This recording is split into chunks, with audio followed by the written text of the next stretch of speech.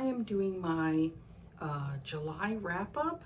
Now, the first book here, well, I say I've done some reading. I've also done some rereading as well this month, because there was a book in a series that I was reading, and then after I read that book in the series that I'm currently reading, I decided to reread some of the other books in the series just to kind of refresh my memory on some characters and different things like that. So I like to reread sometimes. Sometimes it changes my perspective on a book. I either like the book more, or maybe like it changed a little bit. Maybe I like it a little bit less, but I decided to do like some rereading when it came to like at least a couple of books. So the first one I read this month was called Hot for Hostage by Maggie Evans. Now this one here was actually recommended to me from Amazon. Lately I've been going on like my Amazon, the website. And sometimes the website, I like the design better than the app. The app can kind of give me a hard time. So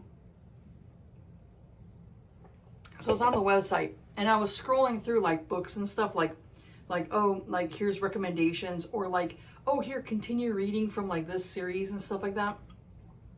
So I was scrolling through and I saw this and I was like, hey, I really like that cover, even though it's a cartoon cover, but I still like the cover. I thought it was really cute.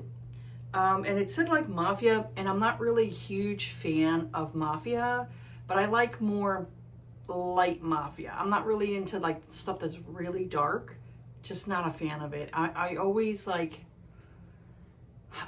problems with Mafia, you know.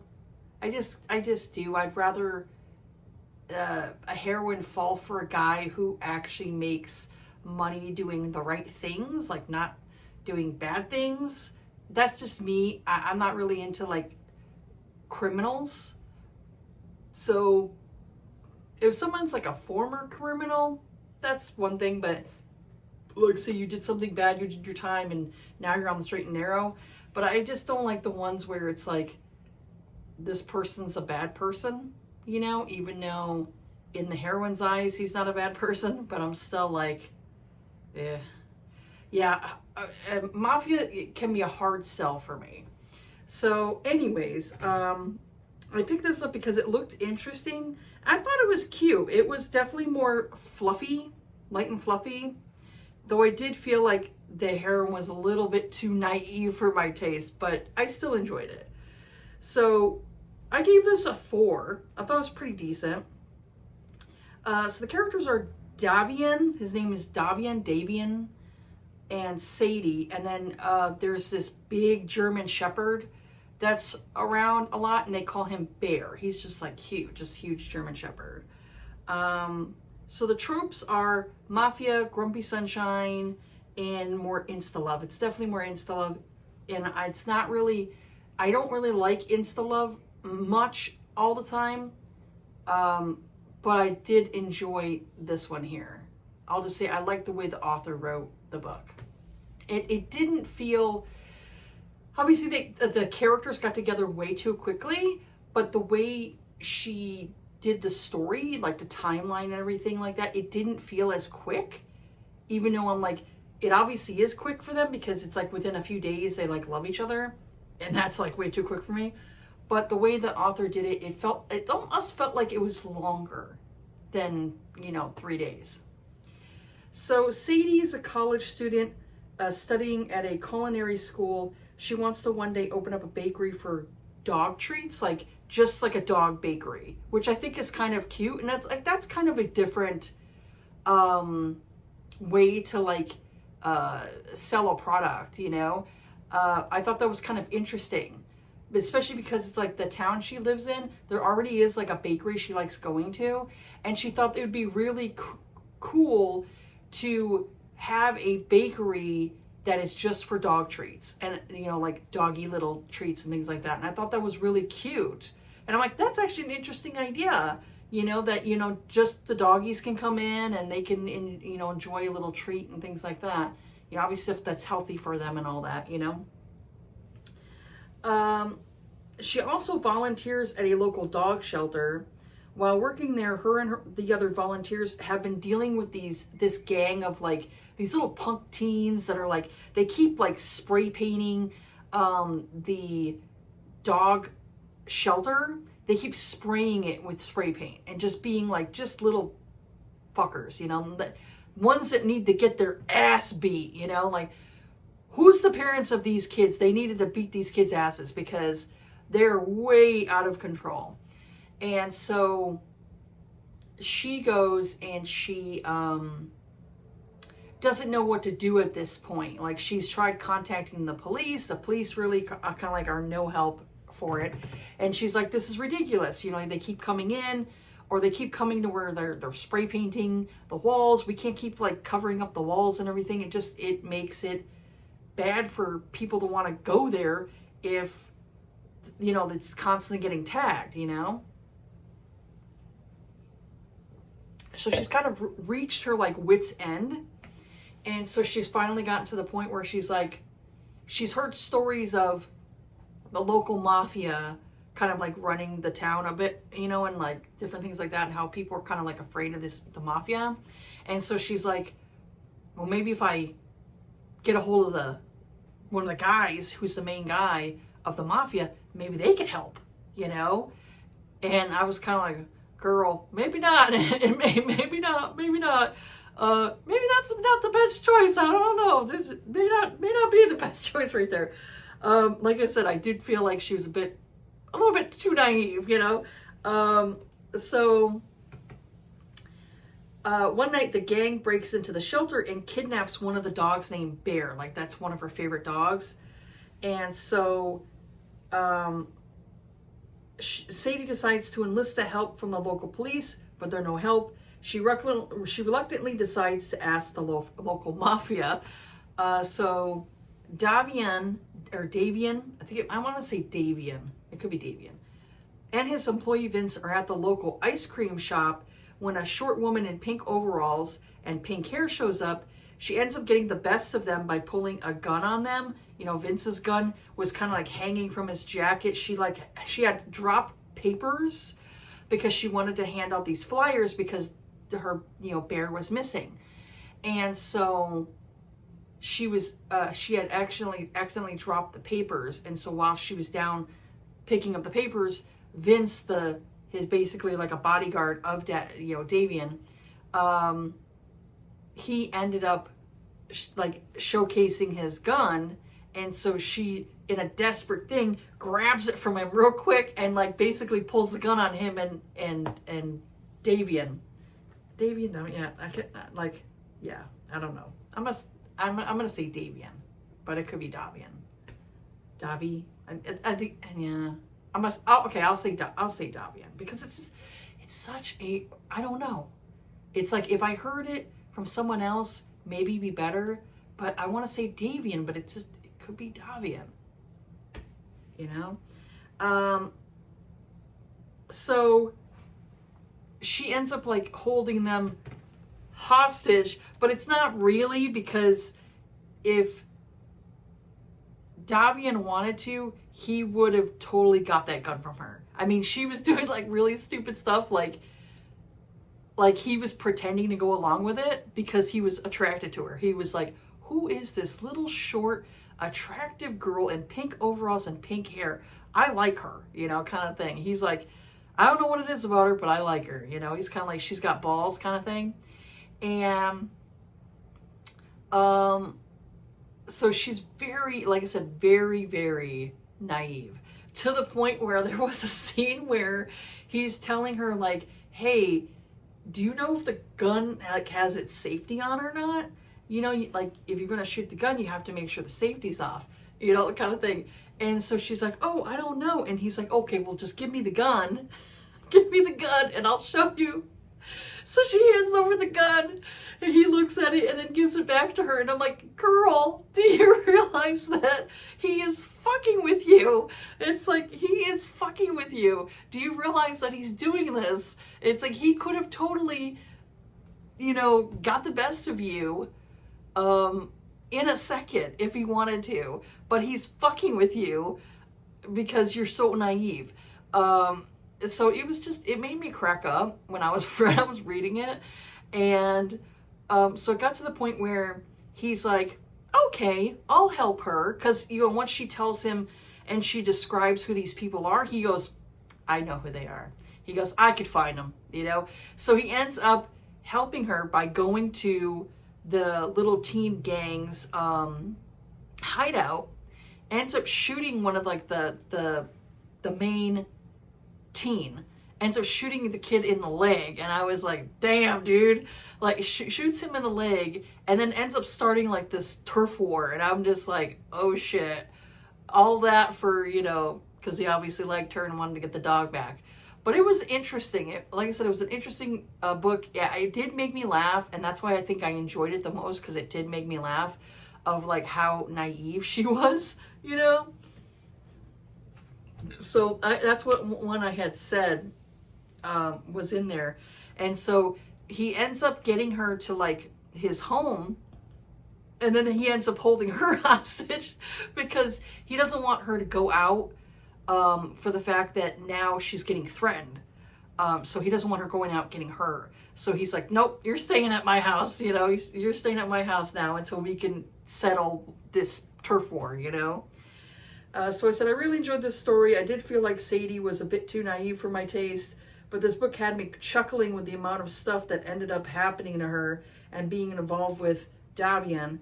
This story also happened very quickly, where they knew each other for 2 days before they were confessing their love. I will say, though, that the timeline didn't feel quick to me. And that's why I said it. It didn't feel very fast to me, which was good, because it could have felt like very quick. And then it makes the story a little bit less believable with the insta-love. But I felt like with everything that was happening in the story, it did help. Like it did help with, like, feel like the timeline was stretched a bit, you know, because there was so much happening in the story. But yeah, I thought it was pretty good. And I will actually check out more books from this author. She doesn't have like a lot of books. I think she might like have one more book, I think. I think she only has like 2 or 3 books. But I do want to check out her other books and see if she, you know, like there's any other books out there that I think are good. But I did enjoy this one a lot. I thought it was pretty cute. And like I said, I'm not really into like mafia that's like more dark mafia. I'm not really a huge fan. You know, it's not my thing, because I just don't like all the dark elements to it. And it's hard for me to believe that this couple can last without one of them getting killed, you know? So that's why I'm not a huge fan of like the mafia trope. It depends on what type of book it is. Some, it's more believable to me, and I like it, and then other ones are like, not as much. You know, not really.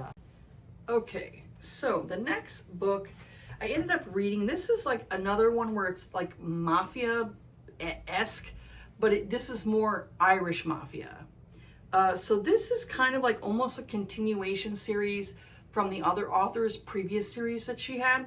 So this one's called Finn, The Irishman, Book 1 by Melanie Moreland. Now, I do enjoy Melanie Moreland, but I will say, like, some of her books are hits for me and some of her books not so much. Some of her books are, like, okay, but they're not terrible. You know, like, say, like, I don't think I've ever rated any Melanie Moreland's books, like, a 2 or 1 star. They've always been, like, either, like, I either give them either, like, a 5, 4, or 3. The lowest I think I've ever rated something of hers would probably be a 3. She is pretty good with her writing. Like I said, but some of the books don't always hit it out the park for me. Some of them are decent. So this one here was one where I found it was decent. So this one here, we have the characters of Finn and Una. So this is like a second chance romance. So the content warnings in here, I definitely say would be murder. There's talk of human trafficking in here. Kidnapping, forced drugging, and abuse. So Finn runs a hotel and casino that was once owned by Roman Costas. I think it's Costas. Roman was a part of the Men of the Falls series, which I actually enjoyed that series more than this one here. So Finn has been pining for Una for a while. She broke up with him because he is a part of the mafia and she didn't want to live that dangerous lifestyle. So her own father was part of the mafia and he ended up getting killed because of it. And so she didn't want any part of it. And I don't blame her, you know. Where her douchebag brother, on the other hand, definitely wanted to be in the mafia. So Una has her loser brother Brian live with her, and she finds out from Finn that Brian owed $30,000 to a really bad dude. So Finn paid off the debt, and then Una gets close to Finn again after that, because he basically is like, you know, Finn tells her that he doesn't want to be patient anymore and he wants her back, like, in his life and, you know, obviously in his bed, because they worked together intimately before, and then he ended up getting injured where she thought he was almost going to die, and that's what caused, like, them to separate. But her douchebag brother, you know, who constantly had to gamble and run up his debt, caused issues with these other people who weren't so good of people. And so this one here, I thought it was decent, but there were things that Una did that really annoyed me. I'll just say her character annoyed me. She enabled her brother for a lot of years, like taking care of him constantly while he was a fucking loser. And so I was like, girl, just give up on him. I'm sorry, blood is not thicker than water, man. It is not thicker, you know, than water, because it is just, stop letting this person take advantage of you. You're a fucking idiot. So she just really annoyed me. So this book was decent, but after a while I got tired of Una taking her dumb brother's side. Also, Una got sold into human trafficking by her brother. Yeah, he sold her. Toward the end of the book, he fucking sold her into human trafficking. And you're still going to take your brother's side for that? What the fuck is wrong with you? Seriously. I would have shot that man myself. I don't care if he's blood related or not. So, and then, you know, Finn has to rescue her. So I felt like Finn was a weak character. He didn't feel as tough as the other guys in the previous Men of the Fall series did. I also felt like Una relented way too quickly to Finn. Like, she, like, gave up, like, her thing of, like, oh, well, I have to stay away from him. I felt like she gave up way too quickly, you know? So I wanted more build-up of the relationship. I also wasn't a fan of the multiple flashbacks of them meeting when she was 18, and then them getting together the first time and then break up. I wasn't really a big fan of the flashbacks. I think I would have preferred not to have the flashbacks, or maybe one flashback. So I didn't like all of the flashbacks. I would have been like, you know, or just start it like at the beginning where they're together and then do a time jump where it's how many years later. And I think I would have preferred that. I don't always like flashbacks. They annoy me. So, as I said, it was fine, but I really wanted more from it. And like I said, her brother was a fucking douchebag, and I couldn't stand him. And it's like, girl, how can you keep taking his side? Though she started to wake up toward the end, but I was like, this guy can't be trusted. Especially, like, he had left something something in his room.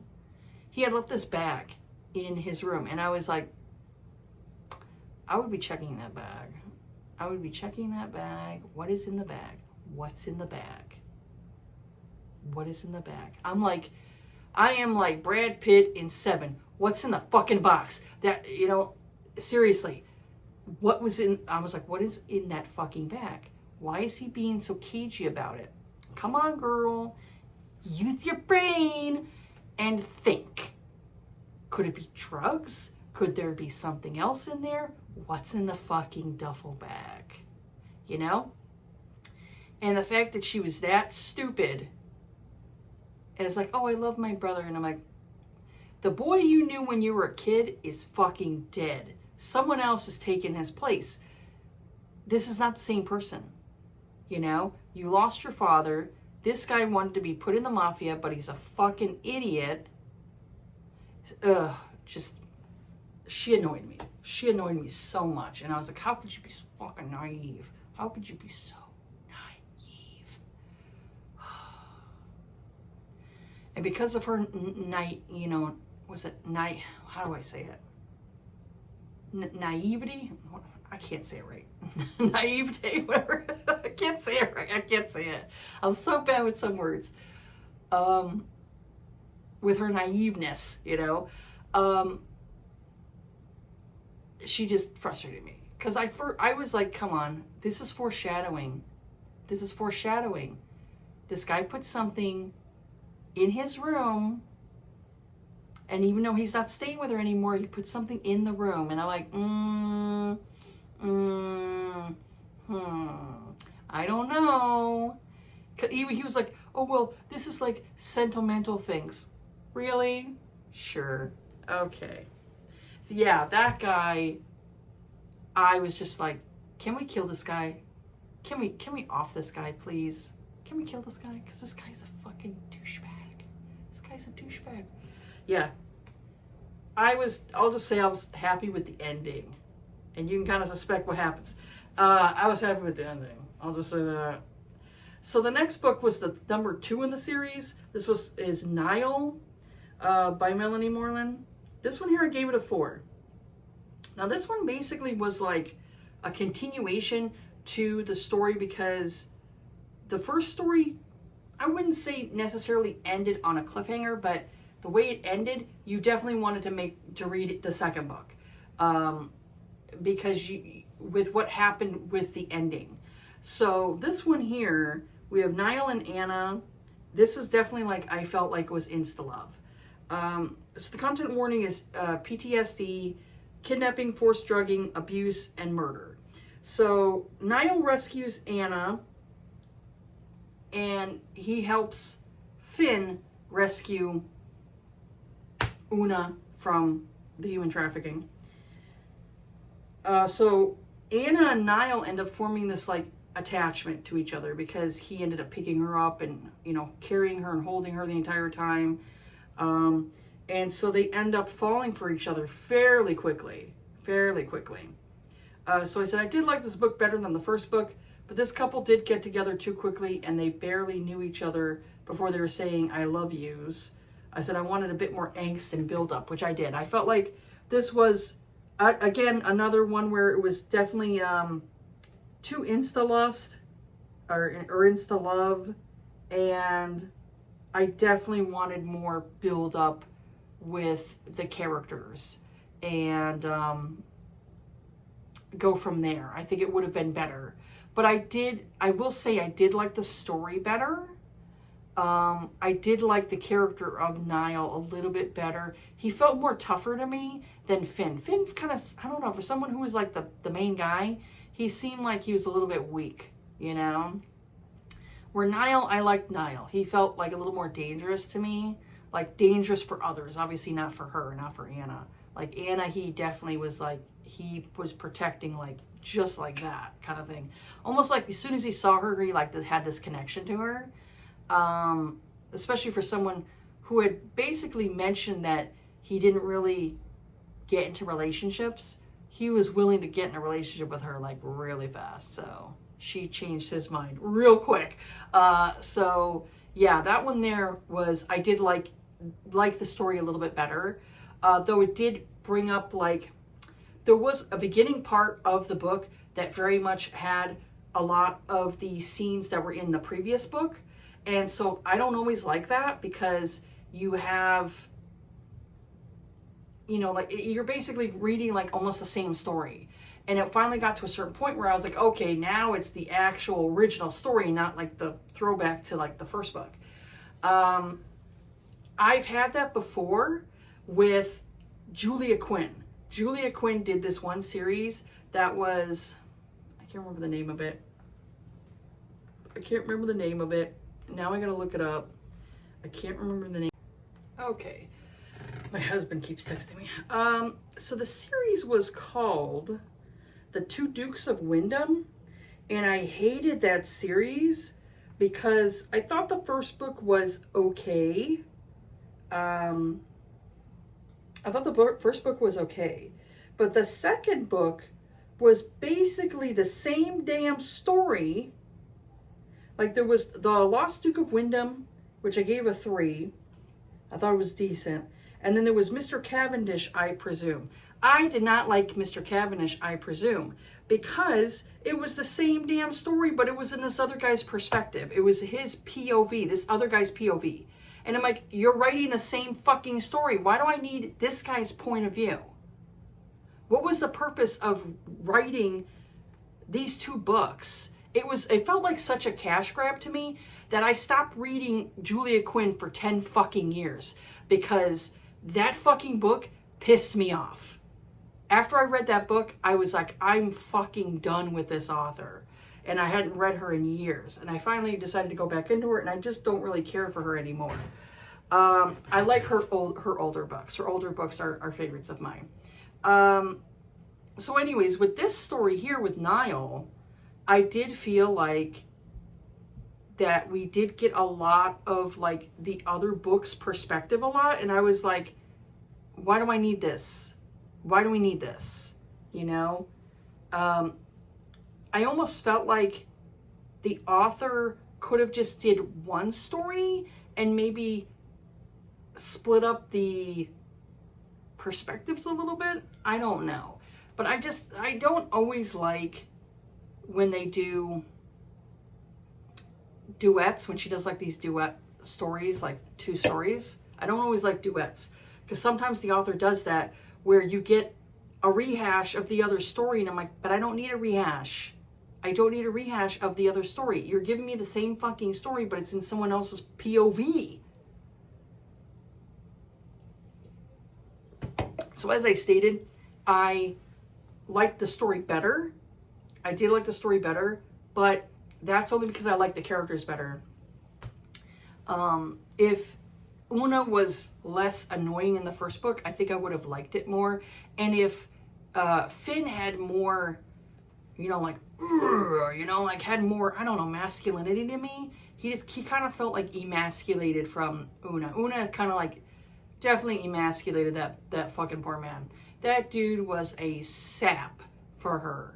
He was a major sap for her because he got a taste of her naughty bits and obviously was addicted, and so for me, I felt like she had all the reins, like she was, he was a little lapdog to her holding his leash kind of thing. That's kind of like how I felt with Una. It's like, girl, this dude is so obsessed with you, and the fact that you don't see it, you don't see this, and you don't put this poor man out of his misery. You make him wait and wait and wait and wait and wait, all because it's like, well, I don't want to get involved in mafia. Honey, you got involved with mafia when you decided to sleep with this man, and then you decided to change your mind. Come on. So yeah, for me, I was like, she frustrated me. And then when I got into the second story, I'm just like, this is the same damn story that we had from the other one, except you have a little bit more of Niall's perspective, his POV, and then Anna's POV. And I liked Anna. I did like her. And then we had it in there where poor Anna ends up getting kidnapped again. And I'm like, seriously? Why are you doing this to this poor girl? She got kidnapped twice. Twice. I'm just like, Melanie, what are you doing to this poor girl? You had her get kidnapped twice because the motherfucker that was supposed to be dead in the first book actually wasn't dead. And he was obsessed with her. Yeah. I was like, really? Really? This poor girl gets kidnapped fucking twice. And then when Niall's like, she's gone? Oh, yeah, he was ready to do scorched earth, man. So I say I liked him a little bit more. I liked him a little bit more. And I also liked Anna, that she did kind of like, she was a little bit more of a wilting flower, and then she started to get some balls toward the end, and I was like, go for you, girl, fight back, fight back, girl. So yeah, that there I did like I said, I liked it better than the first story. Like I said, when it comes to Mafia, it's like, I want this guy to be like, where he feels like this guy will fuck you up. I do want that. If it's going to be Mafia, I want at least that, where it's like, this guy will fuck you up. He will burn this motherfucker to the ground, type of thing. That's what I do want. But also, it's like, I don't want the whole criminal element with it, Like, that's the thing I kind of draw the line. I just don't like all the criminal stuff, Now, if somebody goes after him, you gotta go, what the fuck are you doing up there? What are you doing? My neighbor upstairs are annoying as fuck. They are so annoying. It would be nice if my next apartment has it to where if I live in an apartment, there's no one above me. That would be nice. I don't like living above people. I really don't. But if you have like good flooring, good carpeting, you don't really hear much. If you have floors, like actual like wooden floors in an apartment, oh my God, you hear everybody's footsteps. You hear everything. And that's what I think is up there now. I think the apartment above me, I think they got rid of the carpet and they put flooring in, and I fucking hate that. It's like, no, second, third, fourth levels all need to have carpet. It muffles the sound of footsteps.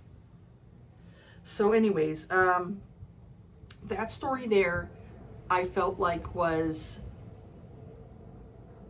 a better story overall, but I just didn't like the beginning where it had the like the repeated POV, but it was a different POV. It had the same story but different POV. So yeah. Anyways, the next one I ended up reading was Protected by Claire Kent. Now this one here, I'd say is probably my favorite of the month. Favorite book of the month I read. This one here had it to where it has the characters of Dec and Lila. Now this here takes place 2 years after Impact. So if you decide to if you haven't delved into the Kindled series yet, I would definitely say read this book first. Read Protected first because it's 2 years after Impact. Then I would delve into Last Light, and then the other ones after that.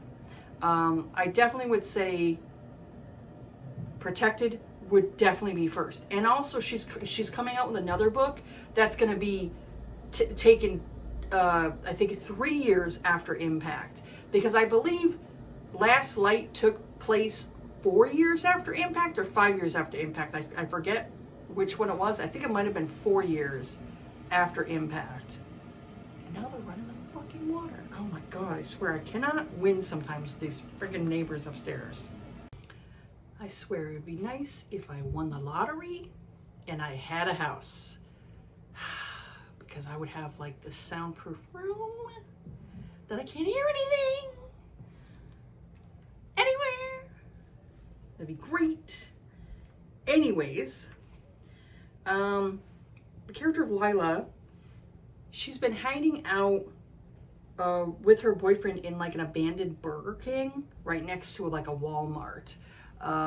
So her boyfriend unfortunately had died like a few months before.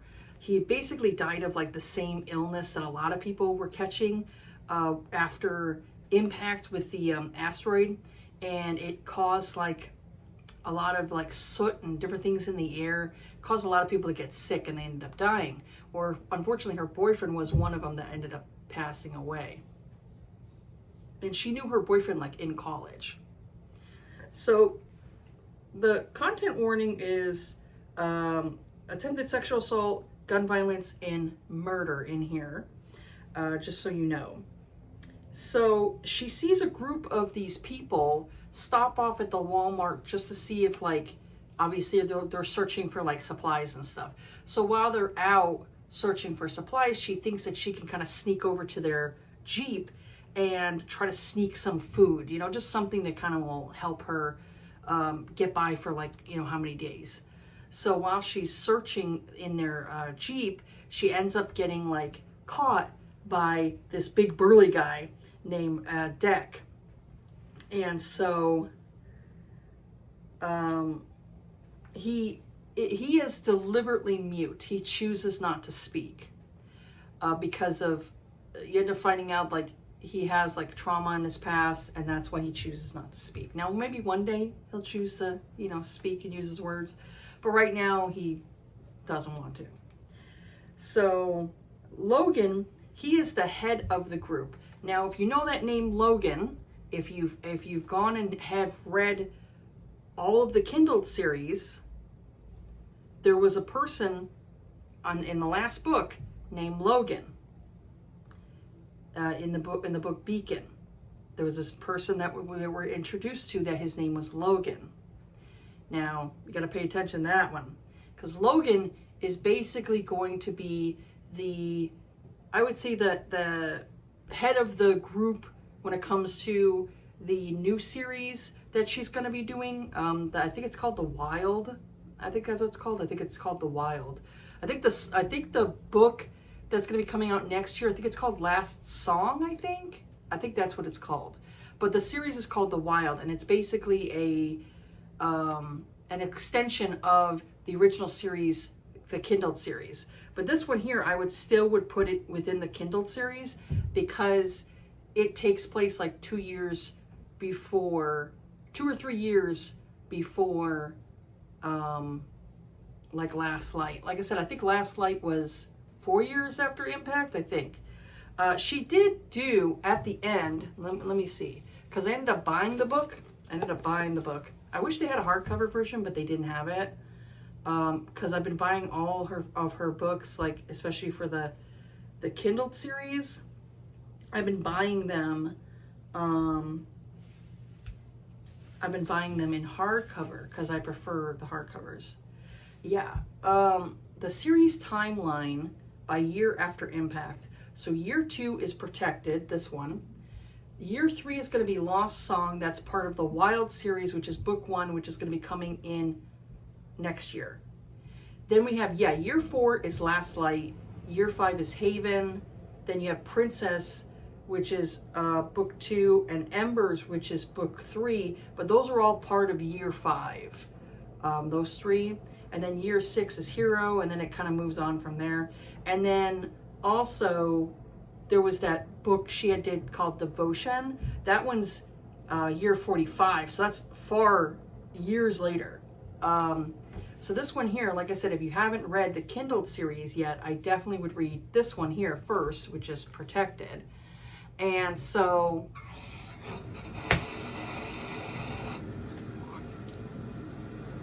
I swear this is going to take me forever to film. So anyways, Logan, he's the head of this group, and he's the one that's mainly doing a lot of the protecting, even though there's other people who, they have guns too, so they're, you know, obviously protecting as well. And so after she gets caught, Logan's pretty much like, hey, you can come with us and be a part of our group, or you could stay here by yourself in this abandoned fucking Burger King with hardly any food. So Lila's like, well, I might as well just go with these people. They seem to be okay. They don't seem to be dangerous people. I'm gonna go with them, and we'll try to find a place that's more safe for them.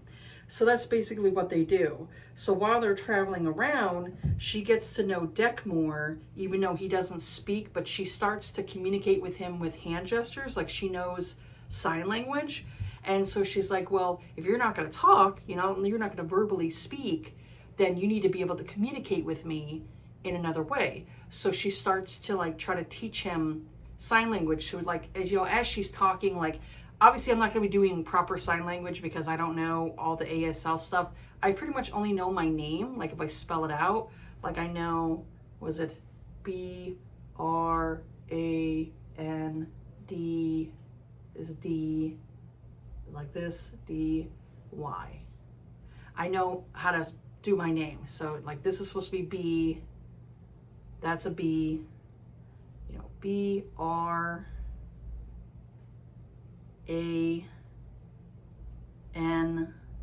this is supposed to be an N right there, D-Y.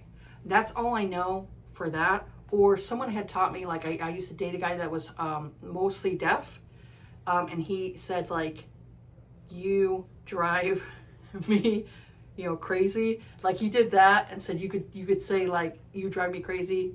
That's like one way of saying it in sign language. So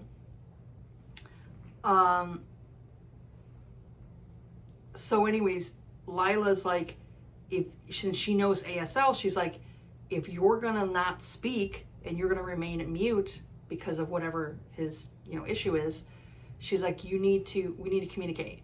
And so she starts to like basically teach him like sign language and different things like that. So while she's speaking to him, in which they kind of start off like on the wrong foot kind of thing, like she kind of like will kind of glare at him and he glares at her kind of thing. So they kind of have this like start off on the wrong foot kind of thing. And then as they start to get to know each other more, they start to get more connected. Like he's constantly following her around and stuff and keeping guard of her. And she's kind of like, you don't have to keep guard of me. You know, she's like, I can take care of myself. You don't have to keep guard of me. You don't have to constantly follow me around. And so they kind of like start off on the wrong foot.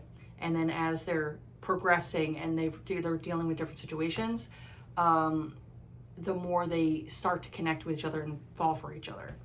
So I really enjoyed that one. It was definitely a good book this month that I really enjoyed. So I ended up giving that one 5 stars because I really enjoyed it. And it's still a part of like the series. I also really say I really respected Logan. I really liked Logan because unfortunately I would say Logan took on a lot of like harsh responsibility that he felt like was his job and nobody else's. Like there was a couple of incidences in here where he had to like, you know, take out somebody, and he was pretty much like, hey, it's my job, I'm gonna do that. And so he didn't want to leave it to the others to have to deal with the maybe like PTSD or after effects of having to end somebody's life who's basically putting you in danger or who is trying to hurt you. You know, he also was like trying to teach her like, hey girl, you need to like, you have to learn to shoot to defend yourself, because he's like, if you don't shoot somebody to defend, you know, to defend yourself, somebody's going to kill you. So he's basically telling her throughout the book, like, you have to, you know, defend yourself. You got to learn to defend yourself. Otherwise you're going to be a victim. And so he's basically kind of like telling her, like, in this world, the way the world is at that point, you have to do things in order to protect yourself because someone else is not going to help you all the time. And so, you know, in that world, there's people out there who will just kill you. So you have to learn to defend yourself. So I like the fact that I respected Logan in that fact where he was trying to tell her, like, right now you do have others here, but eventually there's going to come a time where you're maybe by yourself that you have to defend yourself. You have to defend yourself. And so I did respect him there. So he's going to be more of the, like, the guide, like obviously in the wild, in the new series and all that stuff. And then there also is something else that ended up happening that affected Logan to where they were like, you know, we need to actually find a home that's more of a permanent home, something where they could protect themselves and all that stuff. So it's basically them trying to like go around finding a place that they can kind of call home for at least for now, you know, type of thing, you know. But I really enjoyed that one. So it ended up making me go back and reread some of the books that were from the previous series, because there was a couple of characters in this book that also were in other books. And so I'm like, well, now I need to go back and reread the other ones. So I ended up buying, because I didn't have this one for a little while. I didn't have Princess for a little while, because Princess was one of my least favorite books when it came to the series. But I ended up rereading this one and I put my tabs in.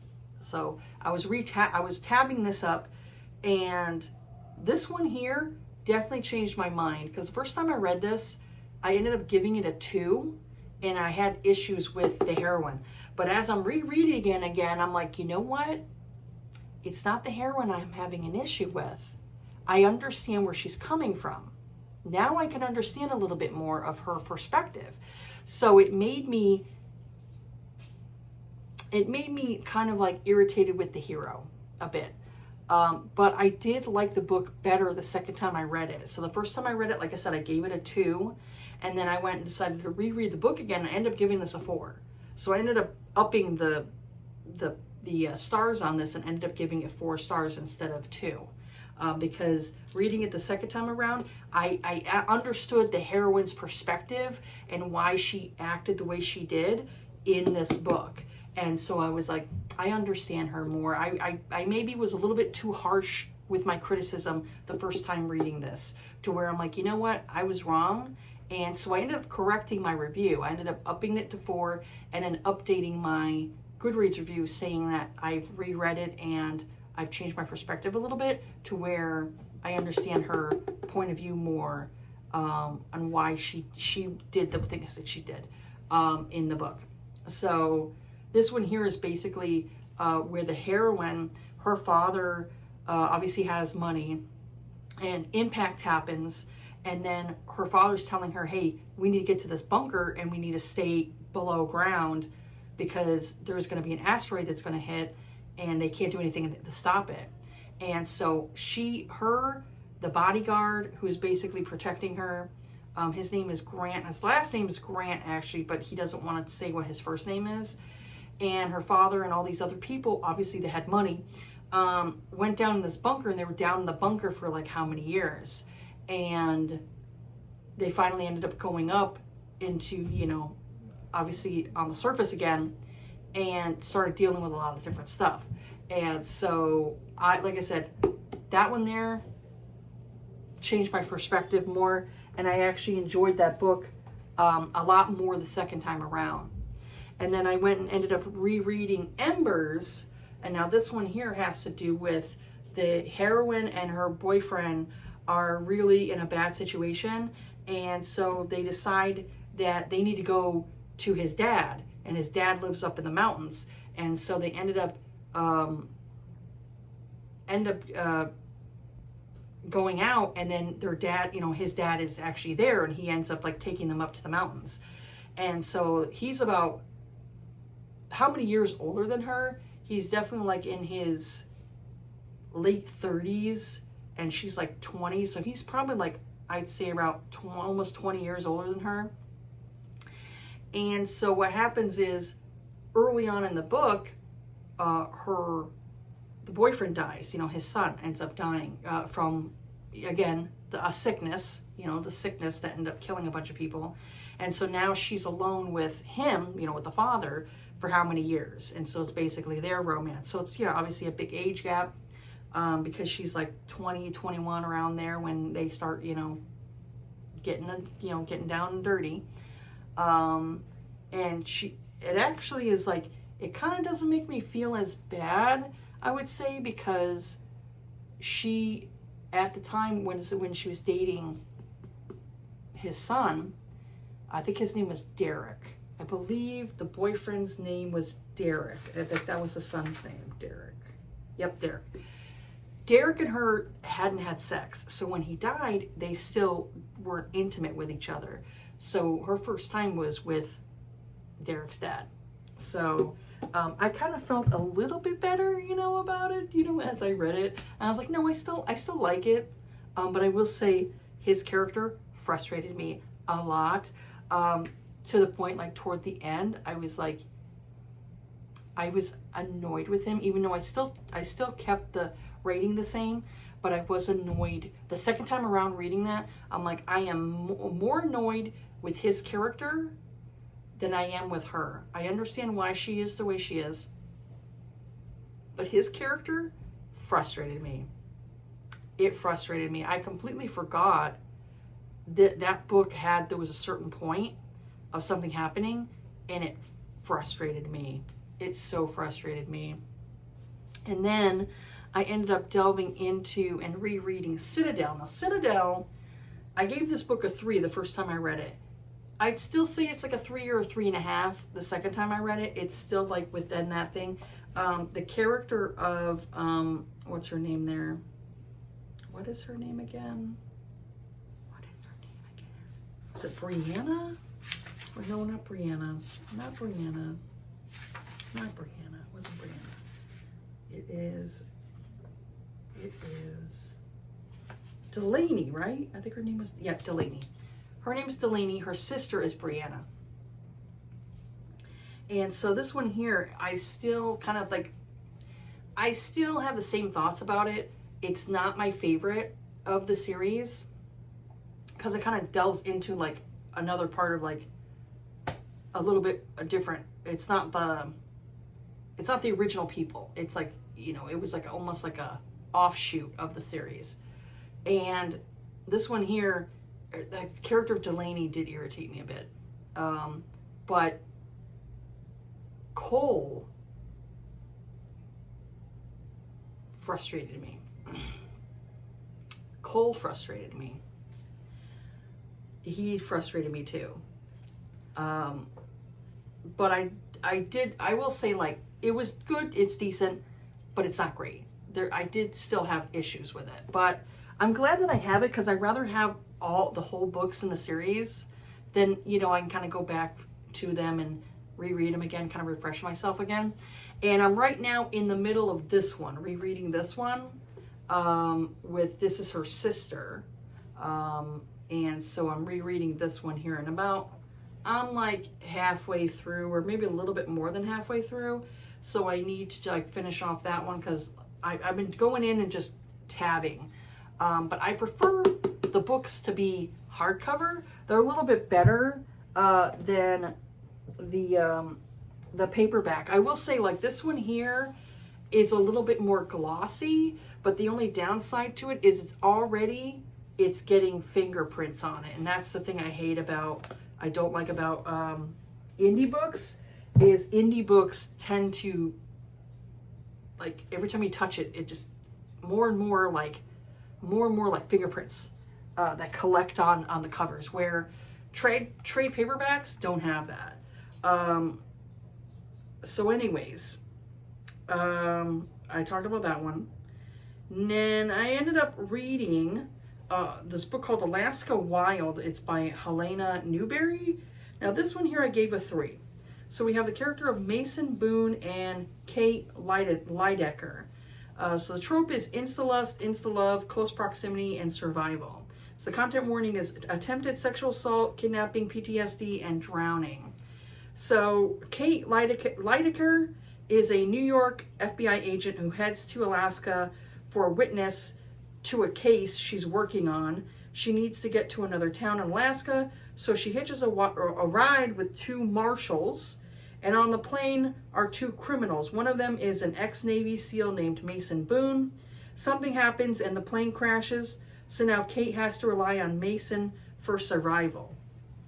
I'm not going to say everything that happened in the story because I would give away too much of it, obviously, but I'll just say something happened to where the plane crashed, and now her and Mason, you know, Boone there, yeah, Boone, her and Boone, he has to protect her because he's the one that's like, he's like a mountain man, so he knows all the dangers and everything like that comes with the mountains. He's been there for how many years, where she's a New York City person, so she really would die without him. So the story was okay, but I will say I got tired of things happening where Kate would have mostly died, but she got saved repeatedly by Mason. I said it started feeling more like an action movie that is beyond realistic. It totally did. It reminded me of like certain action movies you watch and you're like, there's no way that person would survive that. Like, there's no way this person would survive it. This person would die. But, oh, because this person saved them. And I'm like, it was like, it felt so far-fetched, like out of reality to me, where I'm like, man, this feels like an action movie where it's like, you go and watch this movie and you're like, how many times this person would have died? But nope, they're okay. They just had like little scratches and stuff. And you're like, it was just like beyond reality. And so I said things were wrapped up too quickly in here as well. And it just felt like out of the realm of possibility. So also within a few days of them knowing each other, when they make it to his home, they bang it out. And I really wanted more of a build-up of the relationship. And they said their I love yous too quickly for my taste. And like I said, it very much was like insta love, where it's like they didn't know each other that much. They were only like in the woods for like a few days before they reached like his cabin where he was living before he ended up getting caught. And because he's in the military, he obviously has PTSD and different things like that happened to him. And, you know, he explains his story of like why he was getting arrested, why he was like heading off to like military jail and all that stuff. And so he explained his story.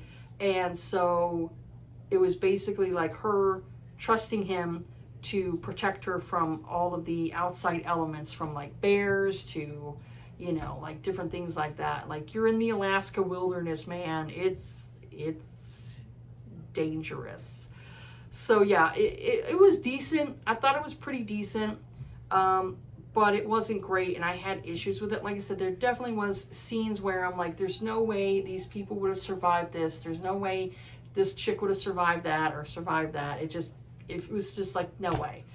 And then, you know, he saved her here, and then, you know, something else happened, and oh, he saved her here, and oh, they're doing this, and I'm like, it just seemed a little far-fetched, you know.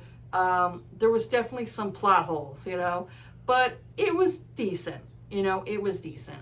And I'm currently reading, right now I'm currently reading 2 books. So I'm currently reading Ever Yours, Annabelle by Lisa Braden. And I'm also reading this one. It's called Slasherverse. It's Camp 1985 by Matthew R. Core.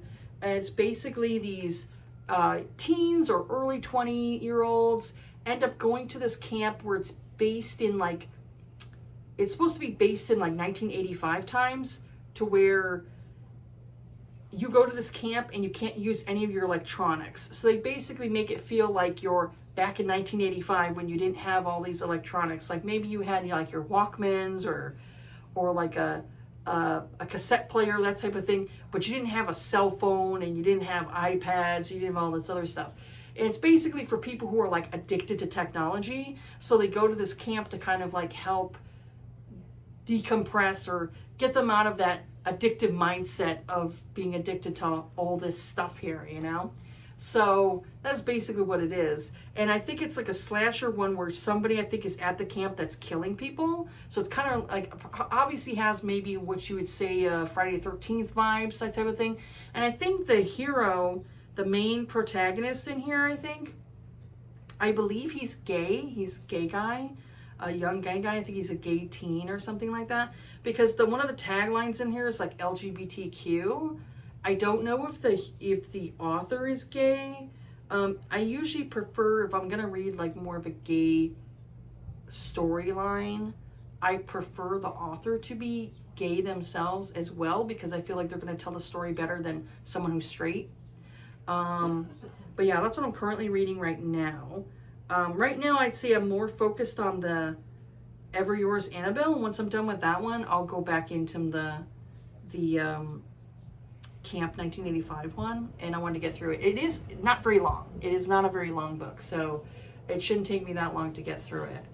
But yeah, I'm currently reading those books there. I'll say I was happy reading the Claire Kent one because I love that author. And so I liked reading the continuation with that story. And I know there's some people who are not going to like this series. They're going to think it's very simple and not as good as like other people hype it up to be. And that's fine. Like, if you really aren't interested in it and you don't really care for it, that's fine. You cannot like it. I enjoy it. I enjoy reading it. I like its simplicity. I don't like things to be overly complex. It's harder to read and get into. I like that it's more of a simple story, you know, and I go from there. But that's what I've been reading this month, and I haven't really got into a bunch of stuff when it comes to movies and stuff like that, or TV shows. I will say this month, if I can pull it up, for July, let me find it.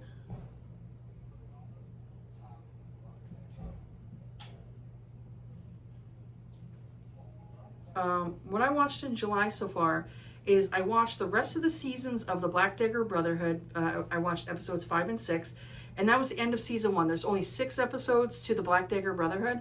I really enjoyed it. That, I'd say that definitely concludes book 1. Now they should be delving into book 2. And book 2, I believe, is Rage's story. And then book 3 is my favorite of the series. I love Zadist. I love Zeta's story. I love Zeta's story. That's my favorite of the series. But I'd say like the first 5 or 6 books of the series I've really enjoyed of the Black Dagger Brotherhood series. And that's why I'm like, I need to delve back into book 1 again. I need to reread the series again, because I need to keep going with the series. I had stopped it for a while. I didn't want to go and finish off the series. But now that the series has come, like the TV series, I'm like, you know what? I need to continue on with the series. And I need to reread the series again and see what my thoughts are on it. Like, do I still like the series, or has it gotten better for me or not? Like, has it diminished? Because she's got like 20 some books or something like that. That's a lot of books. And I'm not always a fan of like long ass series. So I'm definitely gonna pace myself with the series. Like, I don't want to go and read how many books a month, like I was doing with the Patricia Briggs series. Patricia Briggs, I was reading like 3 books a week, a month, and I decided to take a break from it. But this one here, I'm definitely gonna stick to maybe like 1 book a month, maybe not even that. But I definitely need to get to Dark Lover again and reread Dark Lover and see if I still enjoy it or not, and go from there. And then I also watched this month K-Pop Demon Hunters, that's on Netflix. That movie was adorable. I loved that movie. It was so cute. The songs were great. I really enjoyed myself watching that. I actually would like if there was a sequel, if they end up doing a sequel. It was such a cute movie of these 3 young girls that are demon hunters, but they're also singers, and their voices help to keep demons out of the realm of like Earth, and like down, almost like down in hell and all that stuff. They keep people safe from demons stealing their souls. So these girls sing, and their harmonies keep the world good without, you know, demons and stuff.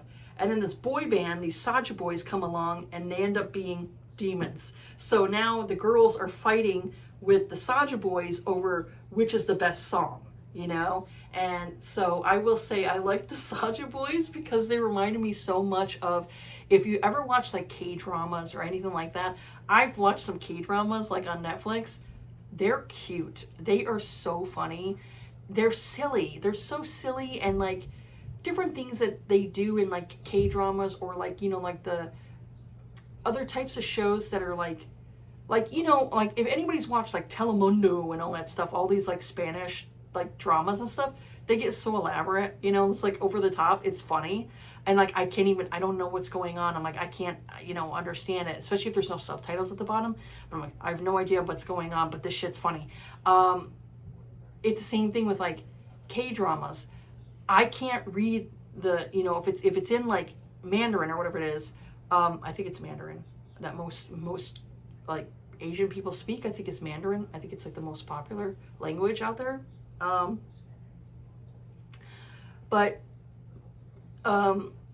It's kind of like so over the top, and it's just funny to me. I like the shows. I think they are funny. But with them, you have to read the English subtitles at the bottom, because otherwise you have no idea what's going on in the story. But it definitely had that K-drama feel to it, where it's kind of like that over exaggeration. Like the character, I think her name is Rumi, is the main character. She bumps into, I can't remember what his name was. Jimu, I can't remember what his name was, something like that. She bumps into him, and it was like this whole elaborate thing of like slow-mo. Like a lot of K-dramas do kind of like the slow-mo thing, and they're doing like falling. It's just so funny. Like, so I was watching it and I was cracking up at some of the things, like the girls eating, and they have like this, like they go in these like over exaggeration, like when their faces and stuff, and it was really funny. It was really funny and cute, and I actually really enjoyed myself. And I was shocked because a lot of Netflix movies, sometimes I don't always like them. They don't always do a good job, but it was attached with Sony Entertainment, and Sony, like, I've been liking their animation lately. A lot of Sony animation I've been really enjoying. So I really enjoyed that movie a lot. I thought it was really cute. So I definitely enjoyed myself a lot with that right there. Great soundtrack, and my daughter keeps repeating the songs. But I do like the songs. I think they're great songs. And I ended up watching this movie called Monster Summer. I believe it was on, it might have been on Paramount, or I think it was on Paramount. And it had Mel Gibson in it. It was definitely like one of those B movies. But it wasn't bad. I gave it a 7 out of 10. It was not a bad movie. The main protagonists were these kids, and this witch comes into the town and starts essentially turning these kids into almost like zombies in a way, to where they're not the same, they don't act the same, and the witch was basically stealing part of their essence, because the witch has to steal the souls of children in order to stay around and stay alive and stay young and all that stuff. So the main protagonist boy, he's more of a reporter. He he has an investigative brain. And so he ends up suspecting something bad because his friend ends up getting this, something happens to his friend. And so he's like, something happened to him. Somebody hurt him. And so he ends up getting Mel Gibson's character involved. And Mel Gibson's like a former detective. And so in the town, he was kind of like accused of killing his wife and kid. But the true story was him and his wife ended up getting a divorce and separating because his son was kidnapped years ago. And so they couldn't get over, and he couldn't find his son. His son ended up still being missing. And so it was kind of like he was helping these kids, figure out what was going on. It was a cute story. I did really enjoy it. I thought it was really good. And like for a B movie, it was pretty good. Did it have plot holes? Yeah, sure. It had some plot holes, but I enjoyed it. It had Mel Gibson in it. I like Mel Gibson. No matter what he's said in the past, he said some really bad things. But I will say, as an actor, I think he's a really great actor. And I may not he's more of a Christian or Catholic or whatever it is. And he's definitely more out there with his like religious views and stuff like that. And he did like the Passion of the Christ, which I saw, and I was like, I'm not really into like religious stories and all that stuff. But I will say, like, I do think he's a great actor. And even with this, it's like I felt like he gave his all, even if it's considered more of a B movie, more of a, obviously less funded and everything like that. But I thought he gave his all and gave a good performance in it. And I enjoyed myself. I thought, like I said, I gave it like a 6 out of 10 or 7 out of 10. It wasn't great, but it wasn't bad, It wasn't bad. And then I ended up forgetting to talk about last month. I ended up watching the movie Novocaine that has Jack Quaid in it. He's Dennis. It's not Dennis Quaid. Not Dennis Quaid. Not Dennis Quaid. What's the other one? What's the other Quaid? Damn it. Not Dennis Quaid. Dennis Quaid's the brother. Dang it. Now I don't remember. What the heck is his first name?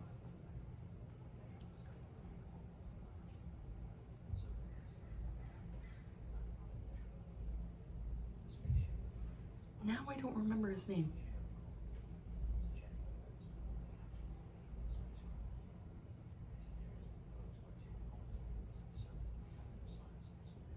Is it Dennis Quaid? thinking his name is different. Yeah, it is Dennis Quaid.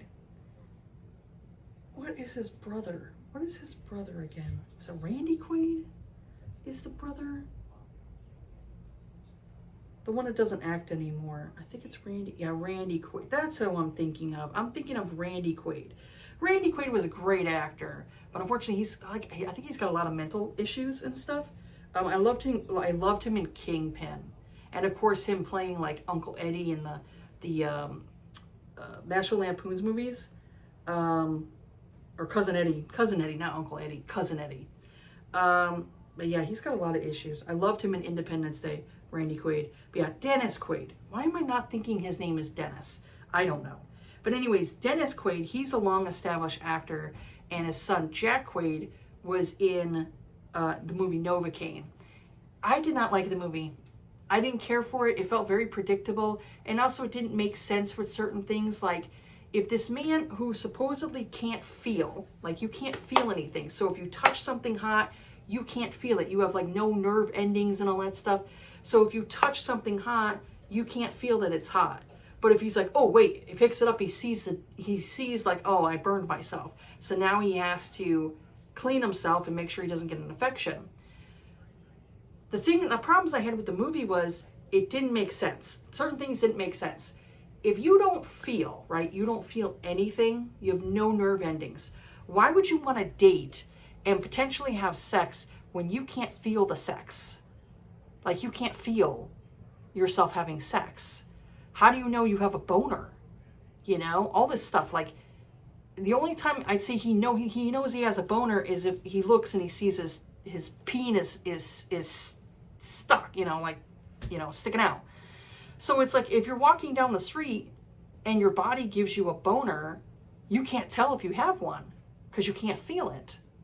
So I was kind of like, why would you date then? Like, I could see, like, maybe if you're like, well, you want companionship, but you'd have to know, like, and tell this person, like, if we get intimate and we have sex, I can't feel anything, so it would be good for you and you'd feel stuff, but I don't feel it, especially like if he ejaculates, how does he feel it?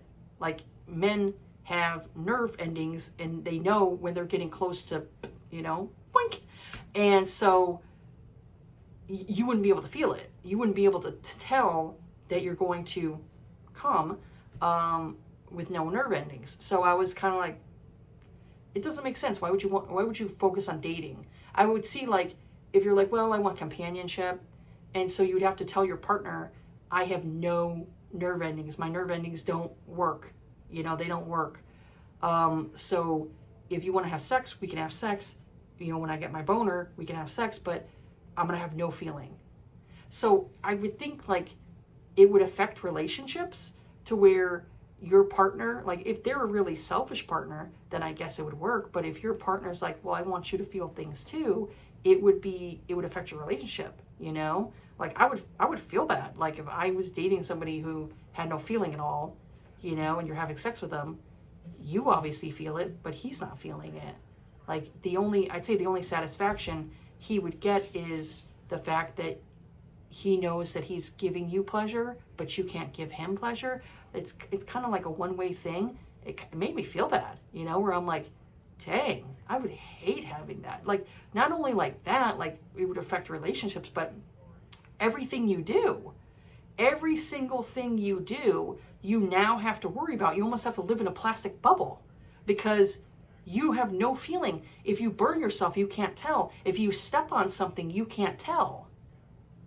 You step on a tack, you step on a rusty nail, you could die, quickly if you don't have those sensitivities. So like I said, the movie, I kept like over analyzing every little thing, and I'm just like, that don't make any sense. That doesn't make any that don't make any sense. That there doesn't make any sense. And then also the fact that he falls for this chick who starts working at this bank, right?